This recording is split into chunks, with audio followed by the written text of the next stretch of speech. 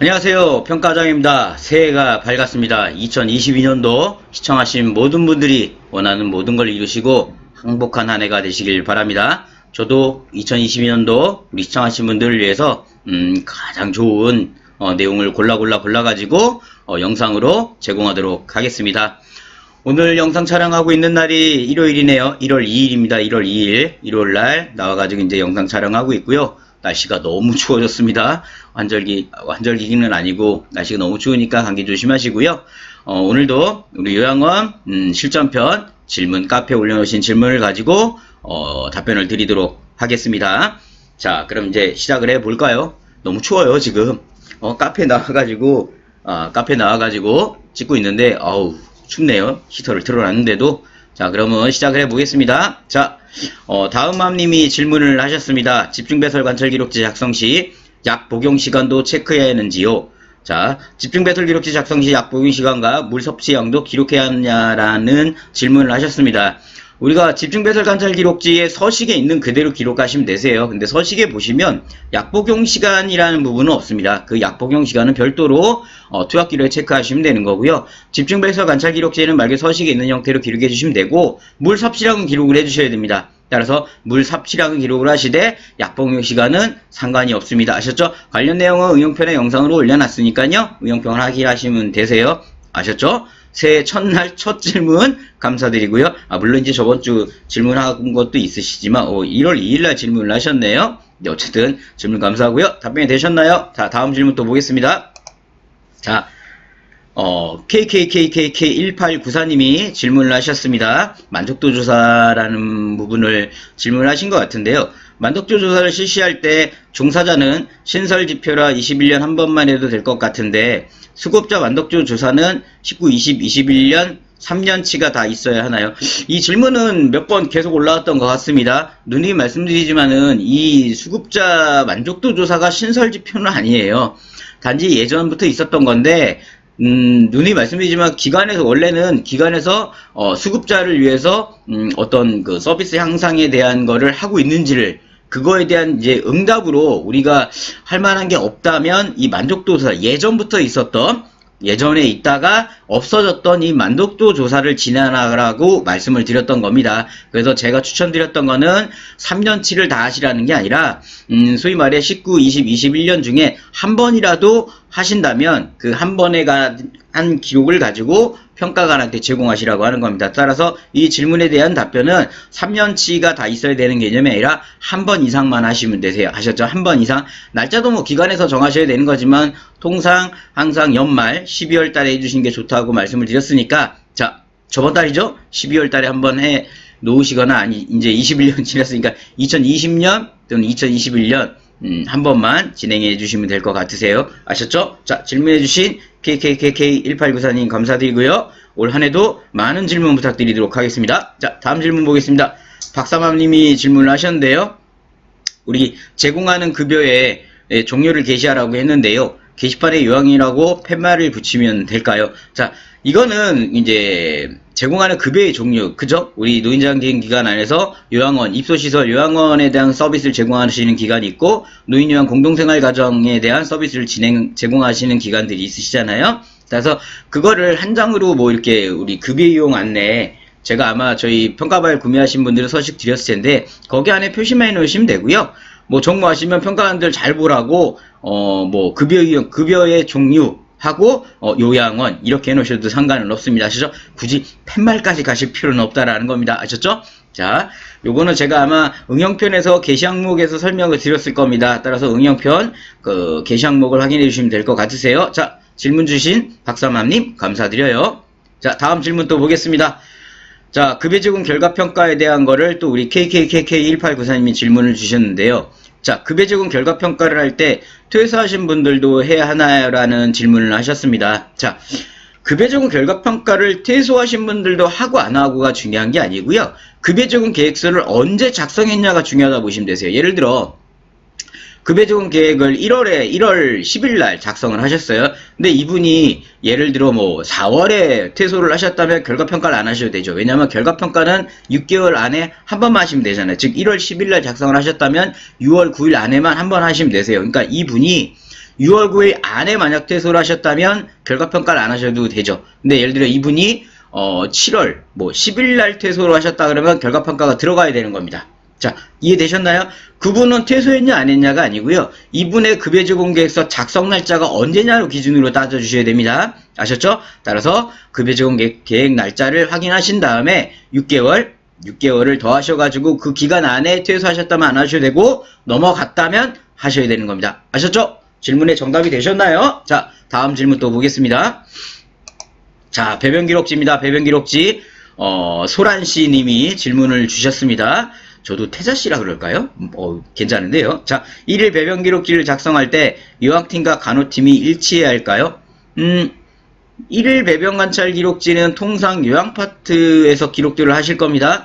따라서 간호팀과 일치해야 된 부분은 없죠. 소위 말해서 1일 배변 관찰 기록지는 소위 말해서 이 집중 배설 관찰 기록지가 아니세요. 지금 질문하신 거는 1일 배설 관찰 기록지는 소위 말해 이 어르신이 몇 시에 배설을 했는지, 소변을 놨는지, 배변을 놨는지, 기저귀를 교환했는지를 기록하시는 거세요. 즉 상태를 기록하시는 게 아닙니다. 1일 배설 관찰 기록지에는. 따라서 이게 요양팀과 간호팀은 말 그대로 뭐냐면 그 어르신 하루에 대한 어르신의 질병 상태를 기록하시는 거세요. 뭐냐면 일치하고 안 하고에 대한 의미가 없습니다. 간호팀은 말 그대로 어르신에 대한 배설이 좋다 안 좋다 기록을 하는 거고, 요양 파트에서는 이분이 언제 몇 시에 배설을 했는지를 기록하는 거기 때문에 일치 부분을 따지지 않을 것 같습니다. 단지 만약에 총평의견을 1일 배설을 하면서 총평의견을 누시는 기간이 있다면, 기록하시는 기간이 있다면 이 총평의견이 간호와 맞아야 됩니다.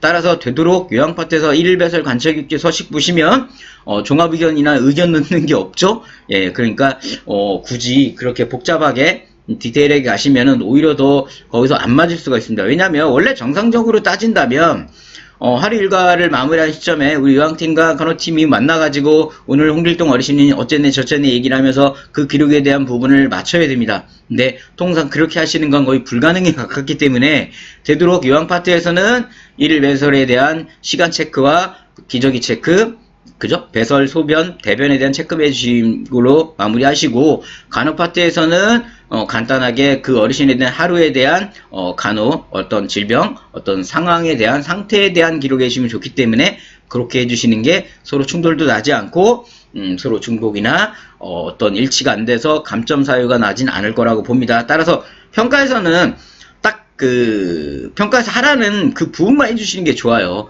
그 이상을 하시면 더 좋은데, 문제가, 그걸 정확하게 기록을 안 하시면 오히려 감점 사유가 발생되기 때문에 항상 주의해야 된다고 말씀을 드립니다. 자, 질문 주신 소란씨님, 감사드립니다. 자, 산책길님이 질문을 하셨습니다. 신규 입사 1차 평가 질문을 하셨는데요. 자, 신규 어르신이 입사하신 달이 속한 분기는 평가하지 않는다고 알고 있습니다. 그래서 시스템 입력 시 해당 월 분기 총평란에 입소월이 속한 반기로 평가하지 이렇게 표기하고 내용 없이 다음 평가 총평을 기재합니다. 위에 쓴 것처럼 하는 것이 맞는지요? 이게 1차 평가라는 거를 어느 항목을 지금 얘기하시는지가 없으세요. 예를 들어 1차 평가라는 게 분기, 우리 수급자 상담을 얘기하시는 건지 지금, 그죠? 그게 아니라면 욕구 평가를 얘기하시는 건지, 급여지급 계획에 대한 평가를 얘기하시는 건지, 아니면 급여지급 결과 평가를 얘기하시는 건지 헷갈립니다. 지금 질문 이렇게 해놓으시면은, 그죠? 자, 그러면 만약에, 자, 지금 말씀하시는 게 만약에 수급자 상담이라면 이 질문에 대한 상담에 대한 거면 아니면 맞을 것 같으세요. 왜냐면 수급자 상담은 그 분기 달에 속한 평가는 하지 않는 걸로 평가 매뉴얼에 되어 있기 때문에, 만약에 수급자 상담에 대한 1차 평가를 질문하신 거라면 이 말이 맞습니다. 이 말이 맞아요. 수급자 상담에 대한, 우리 분기별 상담 진행하시는 거 있으시잖아요. 맞아요. 그죠? 근데 이제 근데 다른 거라면 아마 다른 매뉴얼에는 그런 얘기가 없을 것 같아요. 다른 매뉴얼에 좀 이렇게 하시면 큰일 나요. 예를 들어 급여지급 결과라든가 낙상요청 인지에 대한 결과 평가라든가 이런 부분은 큰일 나기 때문에, 그거는 분기 이런 거 없이 무조건 다 진행하시되, 수급자 상담이라면 상담에 대한 상담은 그분이 입수한 그 다른 에 대한 분기는 제외하고 하시면 되기 때문에 수급자 상담이라는 문제가 없는 겁니다. 만약에 이 질문을 제가 잘 이해를 못했다면 댓글로 안내해 주시면 제가 다시 설명을 드릴게요. 왜냐면 이게 제가 보는 이 질문 안에는 수급자 상담인 것 같은데, 다른 내용일 수도 있으니까 한번 제가 다시 재질문을 드려요. 우리 산책길님 질문 주셔서 감사하고요. 자, 다음 질문 보겠습니다. 자, 오늘 마지막 질문 같은데요. 깨비총총님이 질문하셨습니다. 케어포의 우리 전산 시스템이죠. 케어포 많이들 쓰시는 것 같으세요? 프로그램도 잘 돼 있는 것 같고, 아마 제가 이렇게 뭐 기관 프로그램명 뭐 케어포랑 연관 없습니다. 단지 잘 돼 있는 건 잘 돼 있다고 말씀드린 겁니다. 뭐 엔젤 시스템도 잘 돼 있으니까요. 케어포를 사용하시든 엔젤 시스템을 사용하시든 뭐 어떤 전산 시스템을 사용하도 상관없습니다.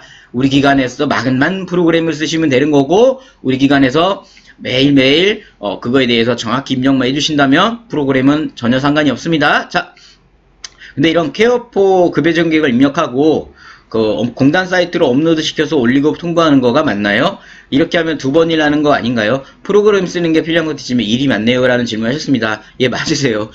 케어포 처음에는 케어포나 엔젤이나 우리 공단의 전산이 연계가 안 됐었어요. 그래서 정말 진정한 두 번 일이었죠. 케어포 입력하고 다시 또 공단 가서 내가 또 입력해야 되는 건데, 이거는 말 그대로 이제 케어포에 전산 입력을 하시면 연동이 되시잖아요. 그렇게 해서 공단 사이트 통보를 해야 됩니다. 왜냐면 공단에 통보를 안 하시면 큰일 나요. 평가에서는 공단 통보가 안 들어가면은 그분에 대한 우리 수가 청구 자체가 불가능합니다. 따라서 원래 정상적이라면 공단에 입력하시는 게 맞으세요. 근데 이제 공단에서 바라봤을 때 기관에서 전산 시스템을 이용하신 기관들에 대한 편리를 봐주고자 우리 케어포나 엔젤 시스템 같은 경우의 프로그램에 대해서 연동을 시켜준 겁니다. 그래서 통보하고 업로드하고 공단에 통보 당연히 하셔야 되는 겁니다. 안 하시면 큰일 나요.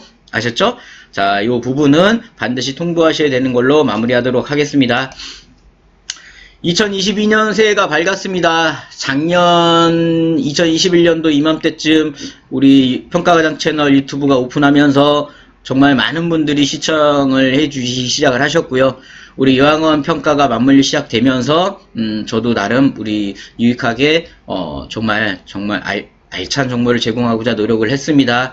이제 올해 새해가 밝았고 또 요양원 아직 평가가 마무리가 안 됐어요. 그죠? 계속 연기 되다가 올해 7월 말일까지 평가가 마무리된다라고 지금 계획이 잡혀 있는데 이게 또 어떻게 연장될지는 아무도 모르는 건 아시는 거고요.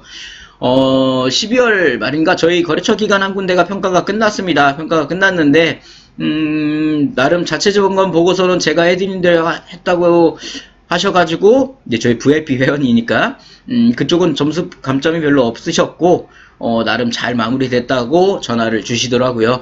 우리 시청하신 분들도 내가 평가에 베테랑이시라면 아마 내 기준대로 하시면 좋지만 만약에 평가를 배워나가는 과정이시라면 저희 평가과장 채널 보시면서 이런 방법도 내가 활용하면 좋구나 라는 거를 하나하나씩 배워나가시면서 평가를 내 것으로 우리 시청하시는 복지사님이 됐든 뭐 시설장님이 됐든 우리 간호사님이 됐든 평가라는 거는 결국 요양원이든 노인정경 기관 안에서 평가는 가장 필수고 기본이 되는 겁니다. 즉 나의 역량인 거거든요.